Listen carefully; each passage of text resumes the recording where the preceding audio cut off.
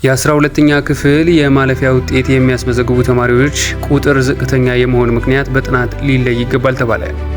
የ12ኛ ክፍል ሀገር አቀፍ ፈተና ከ50 በመቶ በላይ ውጤት የሚያስመዘግቡ ተማሪዎች ቁጥር ዝቅተኛ የመሆን ምክንያት በጥናት ሊለይ እንደሚገባ በሕዝብ ተወካዮች ምክር ቤት የሰው ሀብት ልማት ስራ ስምሪትና ቴክኖሎጂ ጉዳዮች ቋሚ ኮሚቴ አሳሰበ።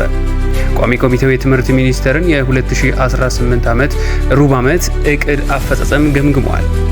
ባለፉት 5 ዓመታት በትምህርት ስርዓቱ የተደረገው ማሻሻያ የትምህርት ጥራትን በማስጠበቅና የአመለካከት ለውጥን በማምጣት ረገድ ውጤት ቢመዘገብበትም የትምህርት ስርዓቱ አሁንም 100% ከችግር መላቀቅ አልቻለም ተብሏል።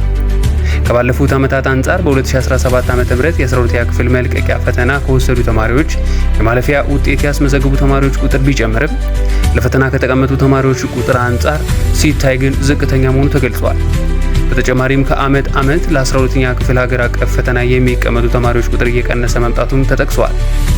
ባለፉት 4 ዓመታት በትምህርት ስርዓቱ ላይ ያለውን ስብራት ለመጠገን ዘርፈ ብዙ ሪፎርም መደረጉ የተገለጸ ሲሆን አሁንም ደግሞ በትምህርት ስርዓቱ ላይ ለሚስተዋሉ ችግሮች መንስኤ ለይቶ ማውጣት እንደሚጠበቅ ተመልክቷል። በመስከረም ቸርነት